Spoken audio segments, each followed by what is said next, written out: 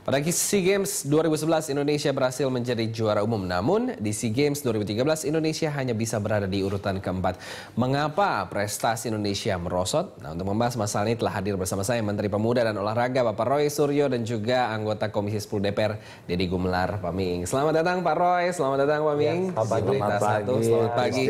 Baik Pak Roy, secara singkat melihat prestasi olahraga Indonesia di 2013 bagaimana Pak? Saya kira tidak perlu saya yang menilai, biar masyarakat menilai. Meskipun alhamdulillah diawali dengan titik cerah yang bagus ya, sepak bola alhamdulillah setelah lama tidak bisa bersatu dan berprestasi. Sekarang masyarakat juga sudah mulai ada greget lagi, gairah lagi untuk bola. Dan juga kita tahun ini bulu tangkis mendapatkan kembali gelar setelah 6 tahun. Ya, tinju juga, wushu kita memiliki bintang baru di situ. Kemudian ada para layang dan beberapa cabangan termasuk catur. Kita mendapatkan Women Grandmaster. Sayang memang harus saya akui, makanya saya bilang saya bertanggung jawab penuh atas hasil SEA Games kemarin.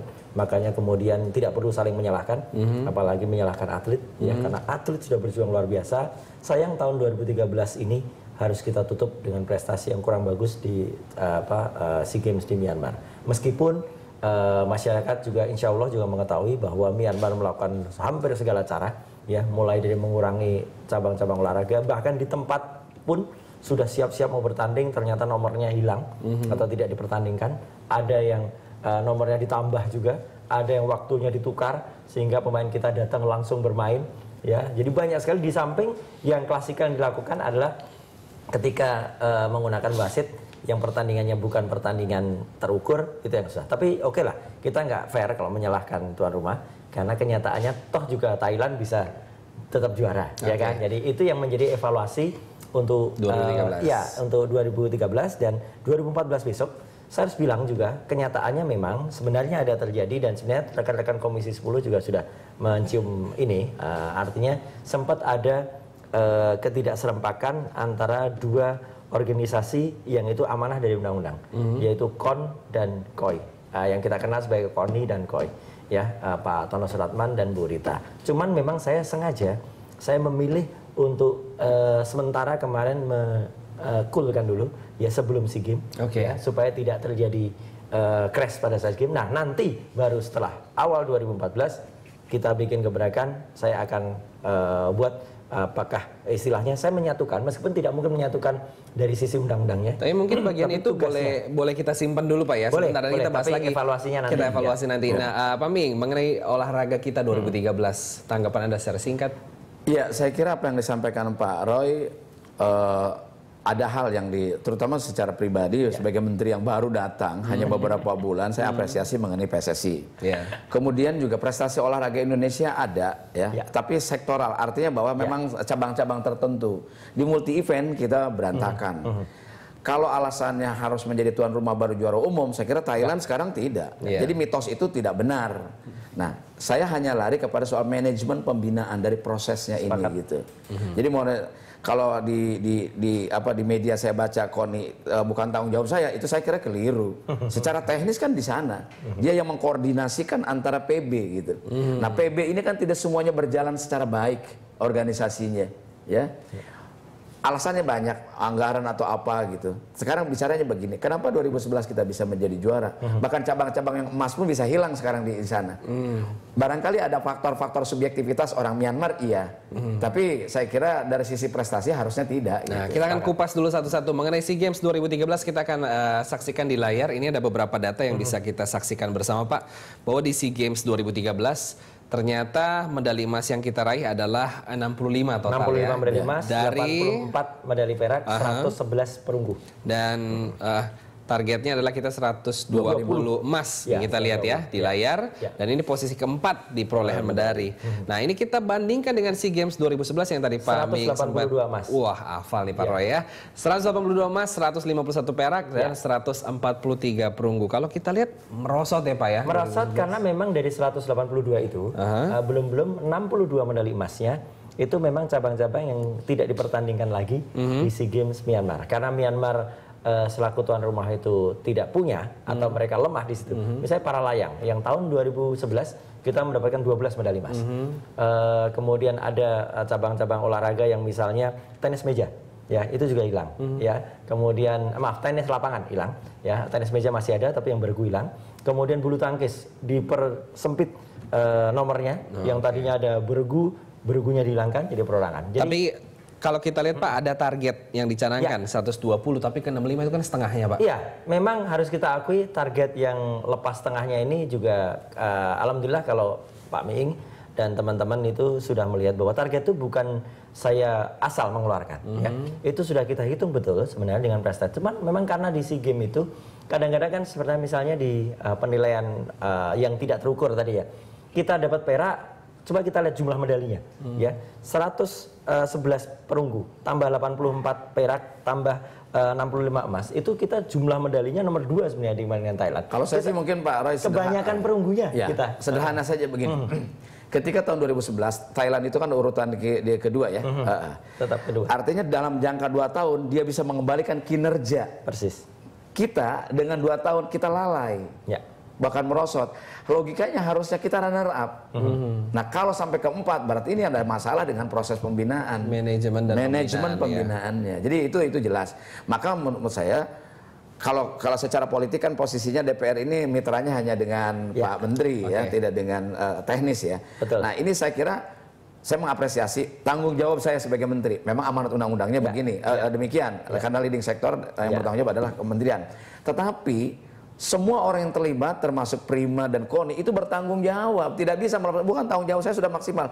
Kalau maksimal ukurannya tidak ada loh. Iya, karena berbeda hasilnya. Nah, hasil. Ada apa dengan pembinaan olahraga Indonesia? Saja. Kita akan bahas di segmen berikutnya ya. Jadi tetaplah bersama kami dalam Dialog Jurnal Pagi. Anda masih menyaksikan Dialog dalam Jurnal Pagi, melorotnya prestasi olahraga nasional Indonesia di 2013. Kembali ke Pak Ming, tadi sempat bilang bahwa merosot karena pembinaan, masalah manajemen juga. Sebetulnya seperti apa yang harus kita benahi, Pak? Saya seringkali ketika rapat kerja dengan Pak Menteri menyampaikan, salah satu aspek yang prestasi ini menurun karena alasan-alasan misalnya anggaran.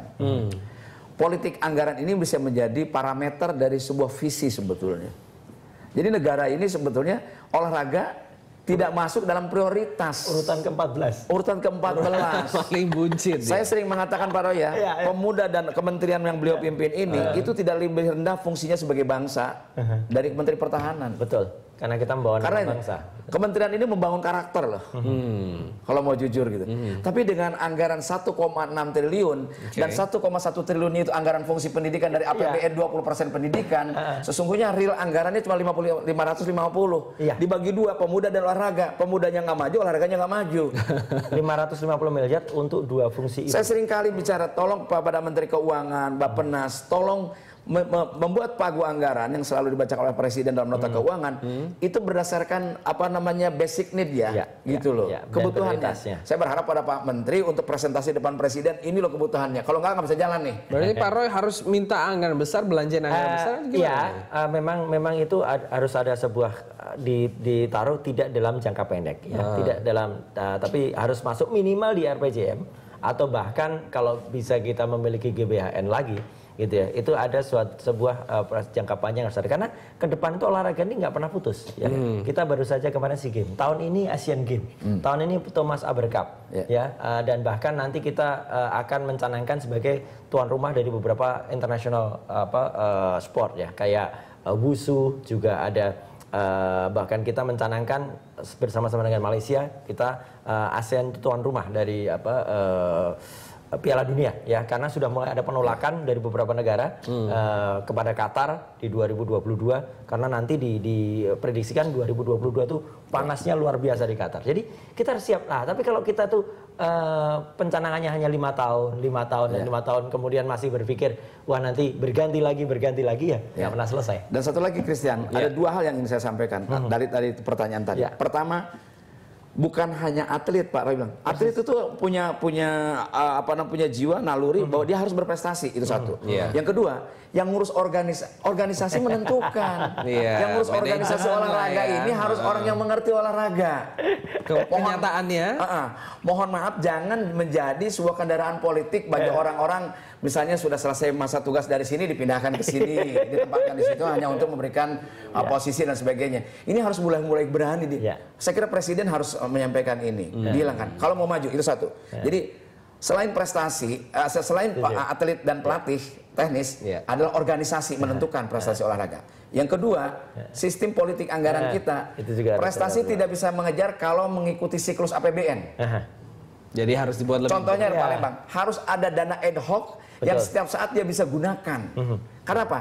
Event olahraga tidak selalu ikut dengan siklus APBN. Kalau ikutin APBN, ini ketinggalan. Contohnya tidak punya uang. Ketika misalnya persiapan atlet ya, banyak sekali Mas Kris juga pemirsa Berita Satu pasti juga mendengar kabar bahwa atletnya tidak cukup waktu karena peralatannya terlambat.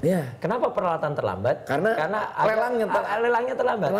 Kenapa lelang terlambat? Karena mendadak di Myanmar misalnya atau di tuan rumah yang dia sebulan sebelumnya dia menghilangkan salah satu cabang.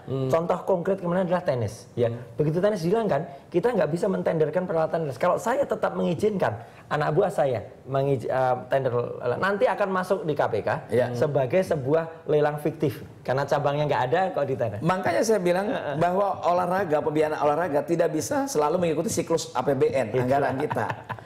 Kenapa terjadi di Palembang perpres penunjukan? Karena apa?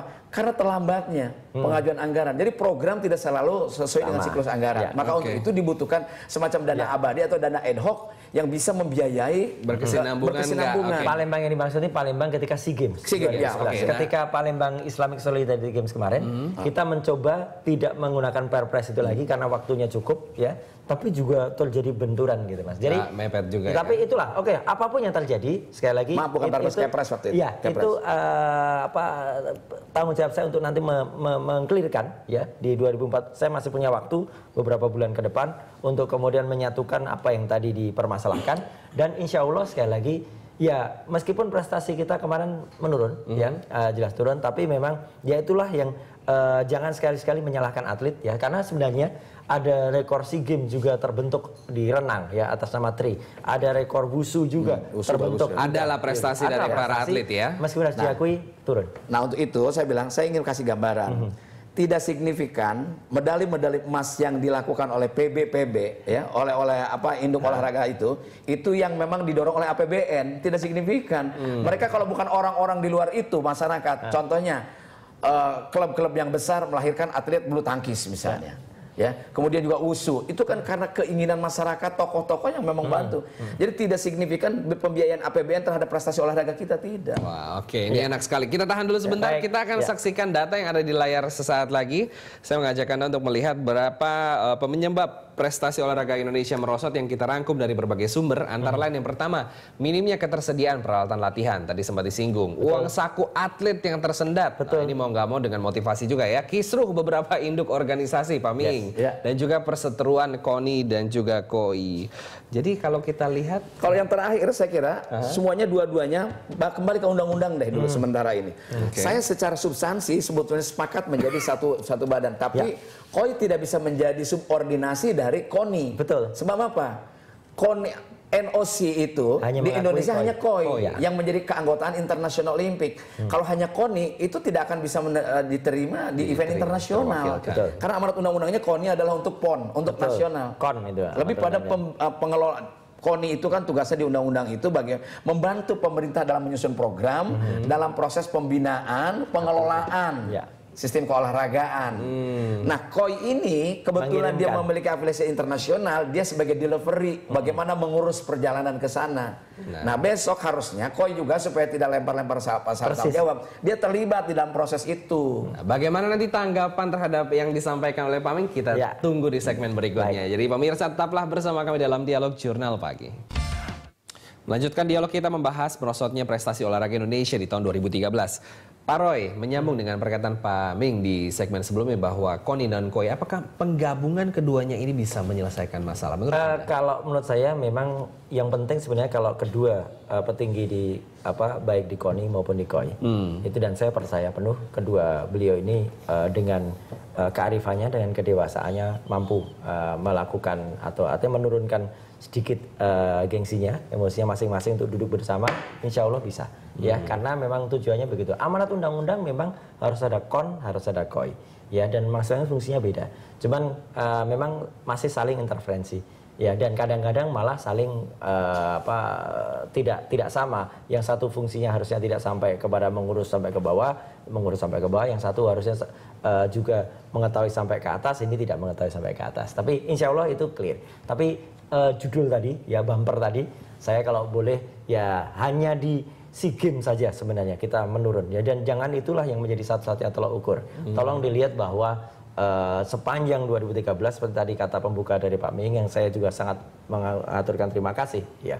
Kalau dibandingkan dengan 2-3 tahun sebelumnya, ya, kita ada sedikit harapan di olahraga, ya, dan banyak sekali harapan kita terutama di cabang-cabang olahraga unggulan, bahkan juga yang bukan unggulan.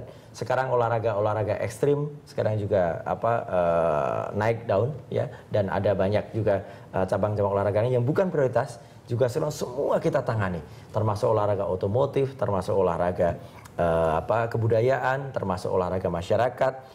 Kita lihat geliat ini sudah muncul. Memang sayangnya, sekali lagi sayangnya, di SEA Games kemarin kita hasilnya kurang begitu bagus, sehingga itu seolah-olah seperti jadi menghapus semuanya. Iya, menghapus semuanya. Tapi it's okay, ya, itu justru menurut saya peringatan dari Tuhan Yang Maha Kuasa, dari Allah Subhanahu Wa Taala, supaya kita tidak kemudian bangga, tapi kita introspeksi semua.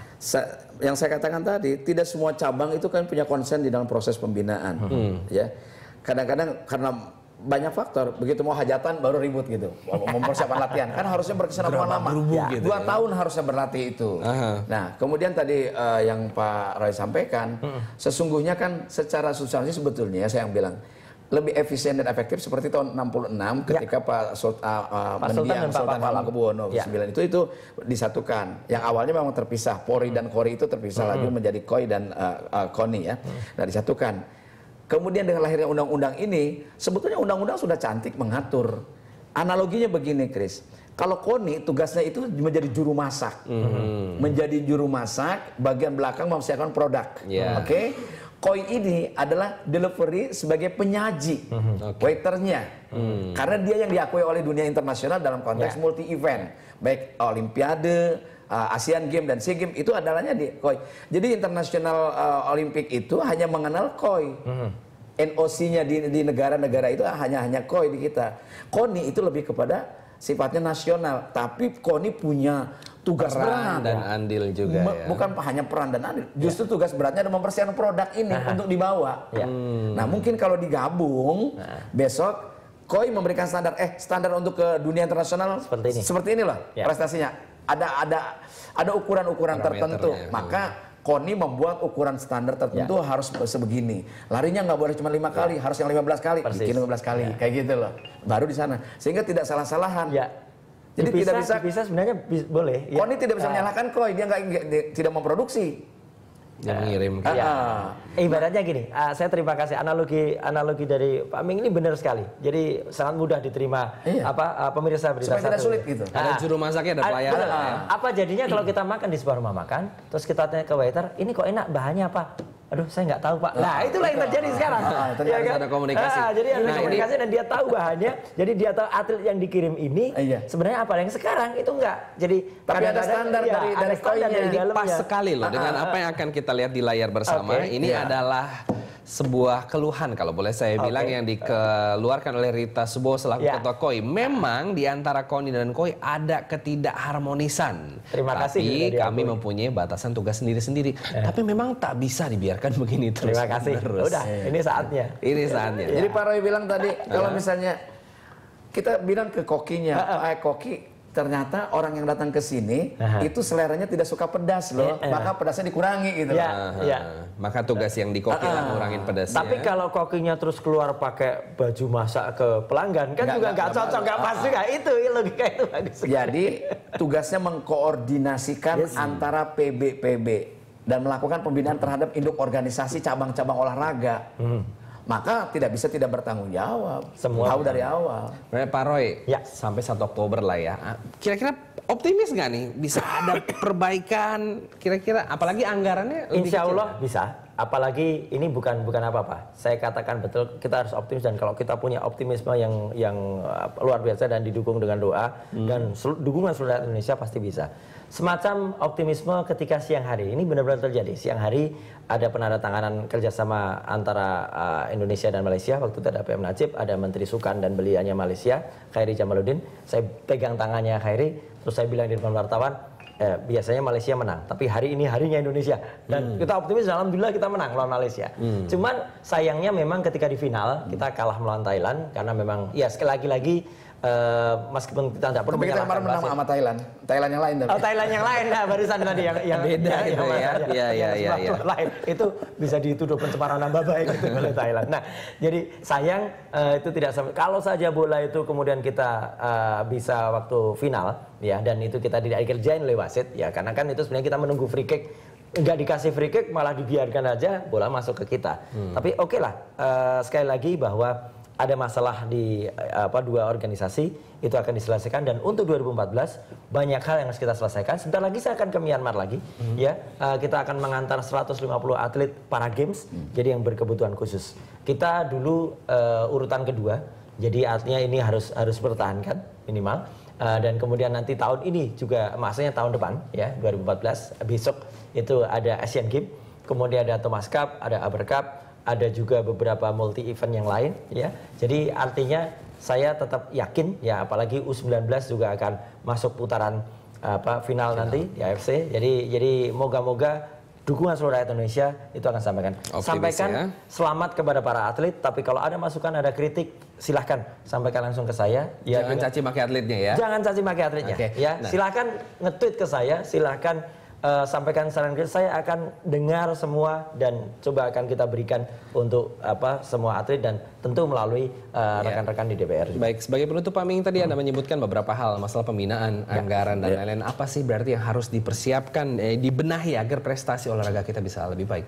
Ya, kembali ke manajemen tadi. Ada sebuah keputusan politik yang jelas. Dari sisi anggaran, saya kira Presiden harus berani mengambil langkah melalui menterinya dengan tadi bahwa tidak semua event internasional olahraga kita yang bisa mengikuti siklus APBN kita. Undang-undang keuangan negara kita kan sangat ketat. Tidak boleh pekerjaan lebih dulu dibayar belakangan. Tidak boleh dibayar belakangan di pekerjaan belakangan. Nggak bisa. Makanya Kepres menunjukkan sebetulnya pelanggaran terhadap undang-undang itu sendiri. Gitu. Nah, itu satu dari sisi anggaran. Yang kedua, bagaimanapun juga SDM. SDM itu bukan hanya di atlet jelas memang mereka secara alami berproses. Tapi yang secara instan di organisasi ini orang-orang harus dibenahi. Ya, jadi masalah anggaran dan juga organisasi, orang-orang berkompeten bukan cuma ditaruh untuk politik. Baik, terima kasih Pak Ming, terima kasih Pak Roy atas sekali lagi kehadirannya. Judul tagline-nya ini nggak tepat ya, prestasi olahraga merosot. Prestasi SEA Games merosot boleh. Tapi kalau prestasi olahraga merosot, Berita Satu punya kepentingan dulu. Oke, terima kasih banyak atas Pak Roy dan juga Pak Ming sekali lagi kehadirannya. Demikian dialog kita dalam Jurnal Pagi mengenai prestasi olahraga Indonesia di 2013.